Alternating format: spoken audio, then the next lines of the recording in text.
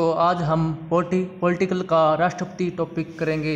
यदि हमारा channel HSC target 2.0 को सब्सक्राइब नहीं किया तो सब्सक्राइब कर ले। देखिए आगे पहला क्वेश्चन, भारत में कार्यपालिका का अध्यक्ष कौन होता है? कौन होता है? ये होता है हमारा राष्ट्रपति।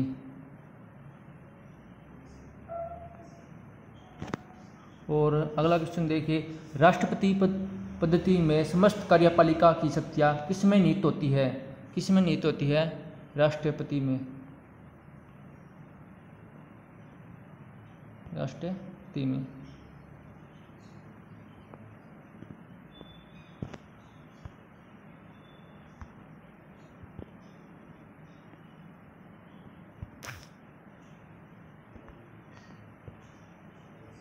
आगे देखिए,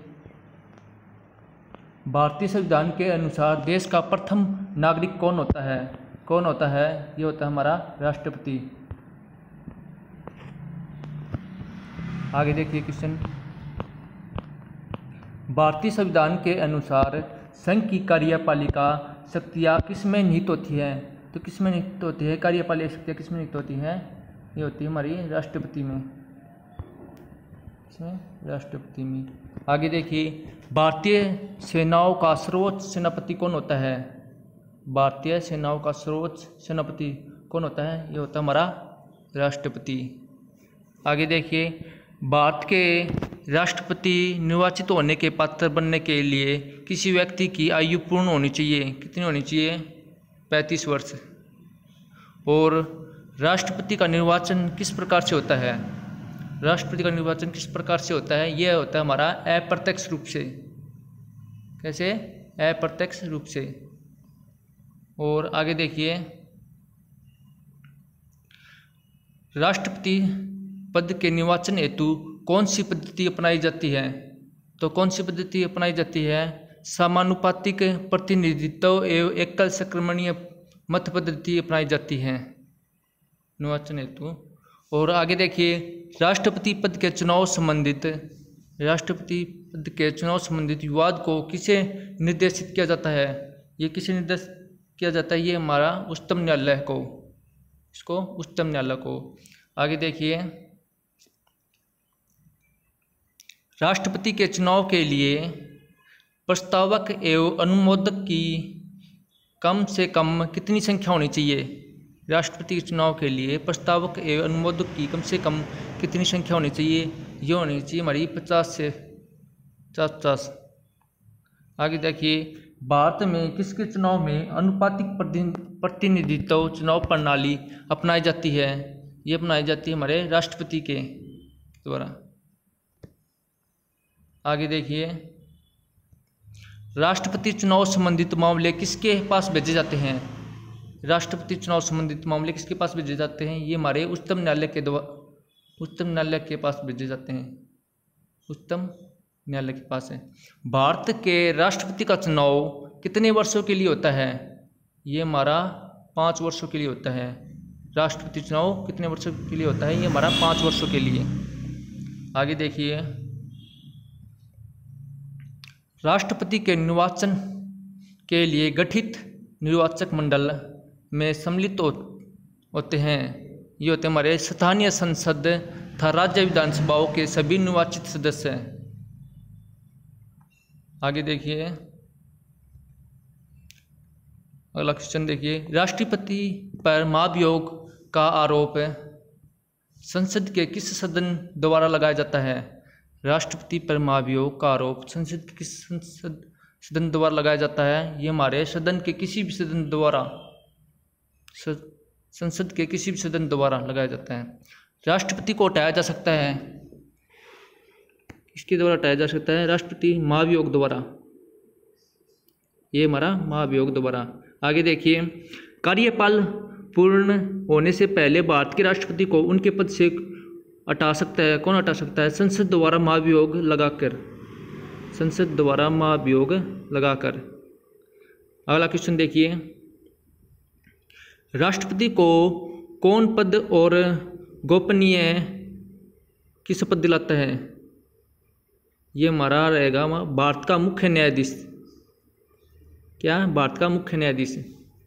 आगे देखिए क्वेश्चन, राष्ट्रपति अपना त्याग पत्र किसे सौंपता है? तो किसे सौंपता है ये? उपराष्ट्रपति को।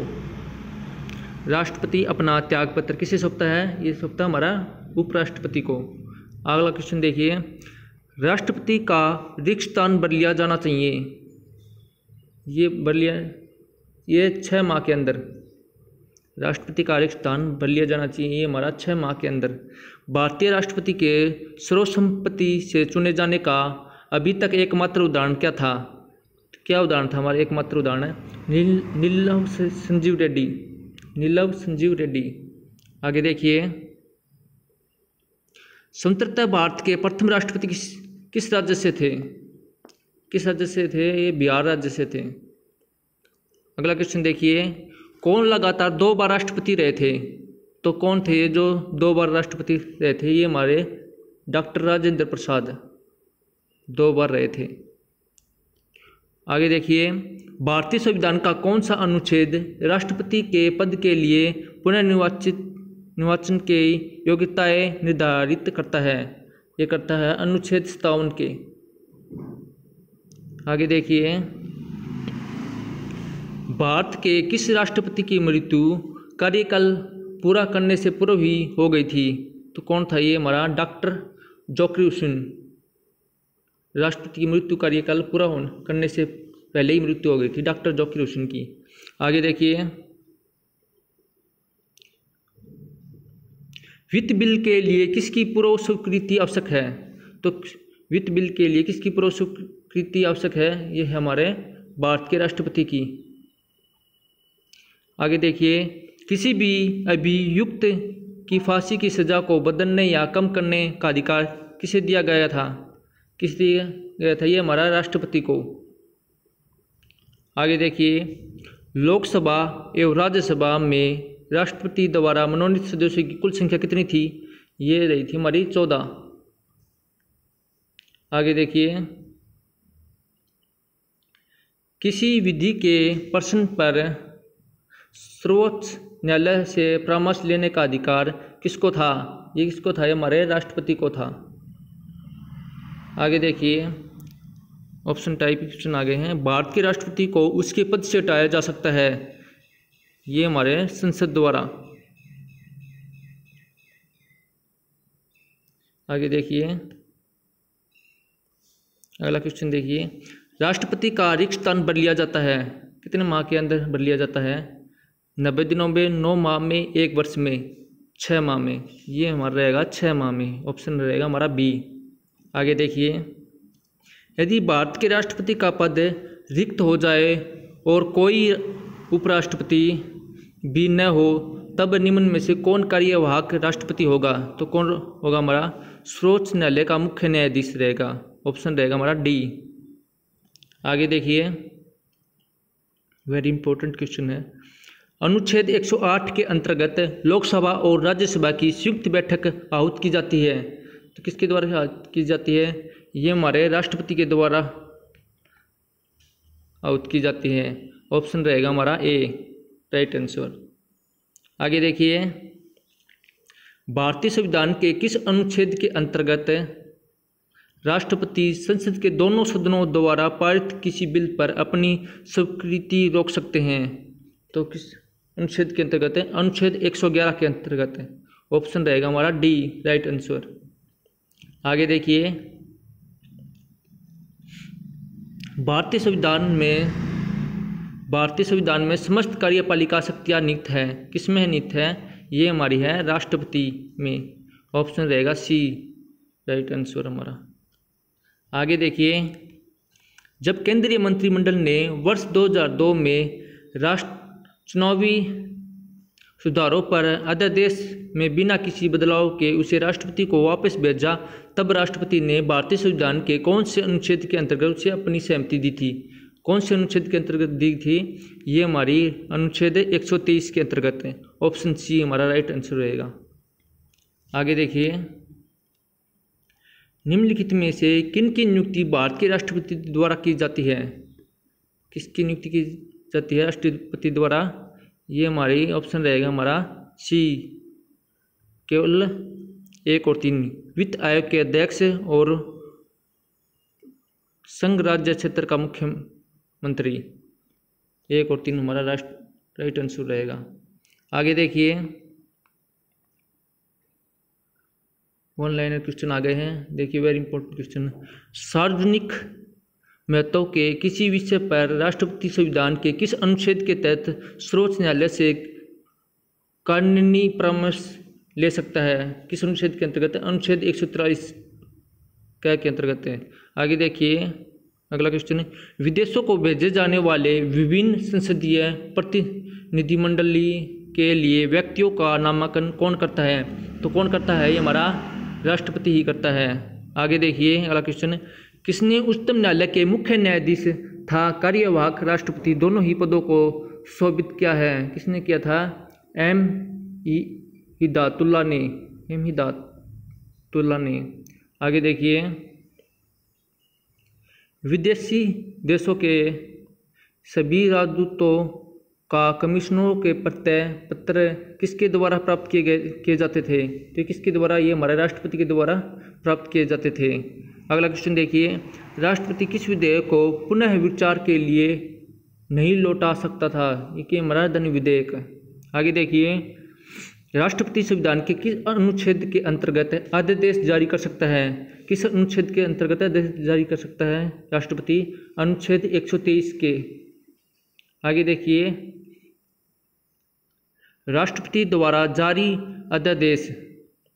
अगला क्वेश्चन, राष्ट्रपति द्वारा जारी अध्यादेश अधिवेशन आरंभ होने के कितने दिनों तक अधिक से अधिक एक बार प्रभावी रह सकता है? ये हमारा 6 सप्ताह तक। अगला क्वेश्चन देखिए, राष्ट्रपति के चुनाव में विवाद होने पर किसकी सलाह ली जाती थी? ये हमारी सर्वोच्च न्यायालय की सलाह ली जाती थी।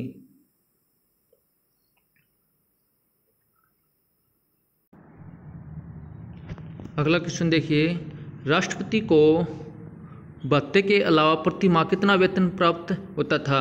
ये हमारा होता था 5 लाख रुपए।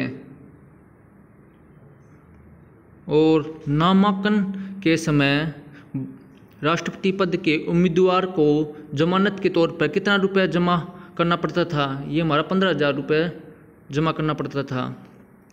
और आगे देखिए, श्रीमती प्रतिभा पाटिल का भारतीय गणतंत्र के राष्ट्रपति के रूप में क्रम क्या है? ये रहेगा हमारा 12वां क्रम। आगे देखिए, भारत के राष्ट्रपति ने जिस एकमात्र मामले में वीटो पैकेट वीटो शक्ति का प्रयोग किया था वह था भारतीय डाकघर संशोधन अधिनियम। आगे देखिए अगला क्वेश्चन, राष्ट्रपति को लोकसभा में किन 2 सदस्यों को मनोनीत करने का अधिकार है? ये है एंग्लो इंडियन। आगे देखिए, राष्ट्रपति और उपराष्ट्रपति की अनुपस्थिति में कौन कार्यभार ग्रहण करेगा? कौन करेगा? सर्वोच्च न्यायालय का मुख्य न्यायाधीश ग्रहण करेगा। अगला क्वेश्चन देखिए, लोकसभा द्वारा पारित विधेयक यदि राष्ट्रपति लोकसभा का पुनः विचार के लिए लौटाता है और लोकसभा उसे पूर्ववत पास करके राष्ट्रपति के पास भेज देती है तो राष्ट्रपति विधेयक को क्या है? अनुमति दे देगा। अगला क्वेश्चन देखिए, अध्यादेश जारी करने का अधिकार राष्ट्रपति का कौन सा अधिकार है? कौन सा अधिकार है? ये हमारा है विधायी अधिकार। आगे देखिए, भारत एक गणतंत्र है, इसका अर्थ है भारत में वंशानुगत शासन नहीं है। क्या नहीं है? भारत में वंशानुगत शासन नहीं है। अगला क्वेश्चन देखिए, एक विधेयक जो संसद में प्रस्तुत किया जाता है कौन सी क्रिया के बाद अधिनियम बन जाता है? कौन सी क्रिया के बाद है? जब राष्ट्रपति अपनी सहमति दे देता है। जब राष्ट्रपति अपनी सहमति दे देता है। आगे देखिए, भारत के राष्ट्रपतियों में से कौन कुछ समय के लिए गुटनिरपेक्ष आंदोलन के महासचिव भी है? ये हमारे हैं ज्ञानी जैल सिंह। आगे देखिए, लोकसभा ना लाभ के पद का निर्णय कौन करेगा? ये हमारा संघीय संसद करेगा। कौन? संघीय संसद। आगे देखिए, अगला क्वेश्चन है, किसी भौगोलिक क्षेत्र को अनुसूचित क्षेत्र घोषित करने का संवैधानिक अधिकार किसको था? ये किसको था ये हमारा राष्ट्रपति को ही था। अनुसूचित क्षेत्र घोषित करने का संवैधानिक अधिकार किसको था? राष्ट्रपति को। युद्ध की घोषणा या शांति का फैसला करने में कानूनी रूप से सक्षम है कौन है हमारा? ये हमारा राष्ट्रपति है, कानूनी रूप से सक्षम है राष्ट्रपति। और आगे देखिए, एक ही व्यक्ति को कितनी बार भारत का राष्ट्रपति बनाया जा सकता है? ये हमारा कितनी बार भी बना लो, कई बार। आगे देखिए, कितनी बार भी बना सकते हैं।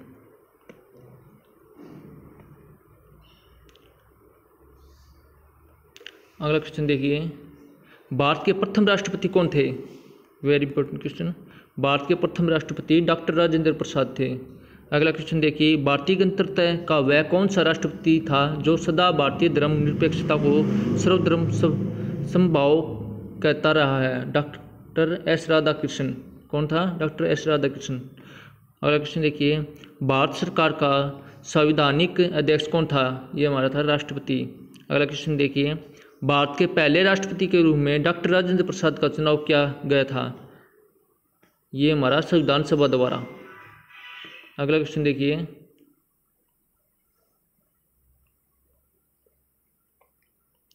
यदि भारतीय उपराष्ट्रपति अपना पद त्याग करने का निर्णय लेते हैं तो वे अपना त्याग पत्र किसे संबोधित करके लिखेंगे? ये हमारे राष्ट्रपति को संबोधित करके लिखेंगे। अगला क्वेश्चन देखिए, जब राष्ट्रपति और उपराष्ट्रपति दोनों के पद एक साथ खाली हो तो पद पर अस्थायी रूप से कौन काम करता था? कौन काम करता था? ये करता था हमारा भारत का मुख्य न्यायाधीश। भारत का मुख्य न्यायाधीश। आगे देखिए, भारत के राष्ट्रपति पर महाभियोग लगाने का अधिकार किसको था? ये था हमारा संसद के दोनों सदनों को। अगला क्वेश्चन देखिए, भारत में राष्ट्रपति राज्यसभा के कितने सदस्यों को मनोनीत कर सकता है? ये कर सकता है 12 सदस्य को मनोनीत कर सकता है।